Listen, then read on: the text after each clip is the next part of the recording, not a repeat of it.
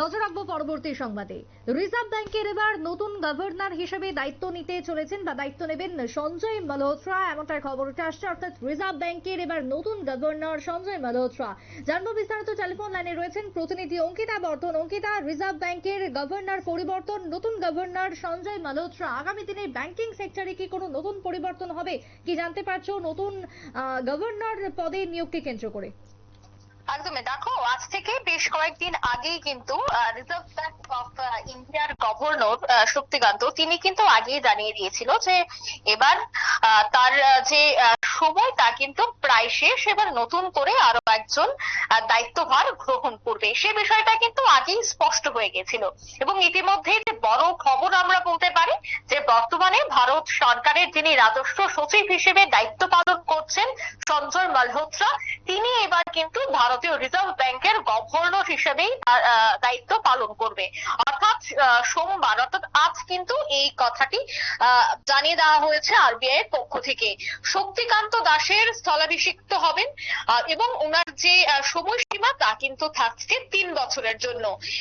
তার মেয়াদ হবে 3 বছরের জন্য 11 ডিসেম্বর থেকে, অর্থাৎ 10 তারিখ পর্যন্ত সেই জায়গায় থাকবে শক্তিকান্ত দাস। তারপরই 11 তারিখ থেকে দায়িত্বভার গ্রহণ করবে সঞ্জয় মালহোত্রা। এবং এই যে সঞ্জয় মালহোত্রা, তিনি কিন্তু রাজস্ব নিয়ে একটা চর্চিত ব্যক্তি, কারণ যেহেতু তিনি এখনো ভারত সরকারের একটি গুরুত্বপূর্ণ দপ্তরে রয়েছেন, ভারত সরকারের রাজস্ব সচিব হিসেবে তিনি নিয়োগ রয়েছেন, তিনি দায়িত্বভার গ্রহণ করছেন। তাই তার এই অভিজ্ঞতা দেখেই কিন্তু তাকে এবার আরবিআই এর গভর্নর হিসেবে নিয়োগ করা হয়েছে। এবং সেই জায়গায় আগামী দিনে কোনো পরিবর্তন হবে কিনা সেটা অবশ্যই একটা গুরুত্বপূর্ণ এবং তাৎপর্যপূর্ণ বিষয়। কারণ শক্তিকান্ত দাস তিনি যখন গভর্নর পদে ছিলেন বা এখনো আছেন, তিনি যখন ছিলেন তখন তার দায়িত্ব অনুসারে তিনি একাধিক পরিবর্তন এনেছেন, হোক সেটা ডেবিট, হোক সেটা ক্রেডিট, বা হোক সেটা বিভিন্ন জিনিসপত্রের মূল্যবৃদ্ধি, একাধিক বিষয়ে তিনি পরিবর্তন এনেছেন। এছাড়া কোন ব্যাংকে কোন কোন ফেসিলিটি থাকবে এবং কোন কোন বিষয়ে মানুষ সুবিধা গ্রহণ করবে, সমস্তটা বিষয়ের জন্য কিন্তু অনেকটাই চর্চিত বা বাহবা পেয়েছিল এই শক্তিকান্ত দাস। কিন্তু এবার যাকে সে দায়িত্ব দেওয়া হচ্ছে সঞ্জয় মালহোত্রা, তিনিও যখন দায়িত্বভার গ্রহণ করবে তার উপরও অনেকটাই কিন্তু এক্সপেকটেশন থাকবে এবং তিনি কি কি করেন তার দিকেও নজর থাকবে। যদিও এর আগেই বলেছিল শক্তিকান্ত দাস যে সঞ্জয় মালহোত্রা তিনি অনেকটাই জ্ঞানী মানুষ এবং তার কাছে যথেষ্ট জ্ঞান রয়েছে এই দপ্তরকে কিভাবে চালাতে হবে।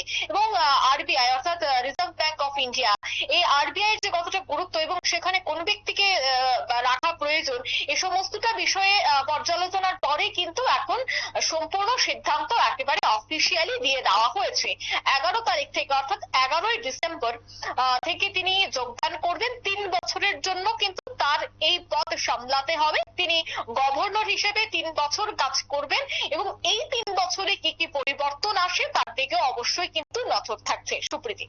বেশ, ধন্যবাদ তোমায় অঙ্কিতা। অর্থাৎ গভর্নর পরিবর্তন হলো আরবিআই এর ক্ষেত্রে এবং সেই জায়গায় দাঁড়িয়ে নতুন গভর্নর হিসেবে এবার যোগদান করতে চলেছেন ভারতীয় রিজার্ভ ব্যাংকের ক্ষেত্রে।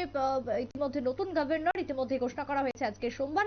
আগামী দিনে ব্যাংকিং সেক্টরে নতুন করে পরিবর্তন আসে কিনা, 11 ডিসেম্বর তার পুরনো গভর্নরের মেয়াদ শেষ হয়ে যাবে 3 বছরের জন্য, তারপরে নতুন গভর্নর দায়িত্ব নিতে চলেছেন। ছোট্ট বিরতির পর ফিরবো, সঙ্গে থাকুন।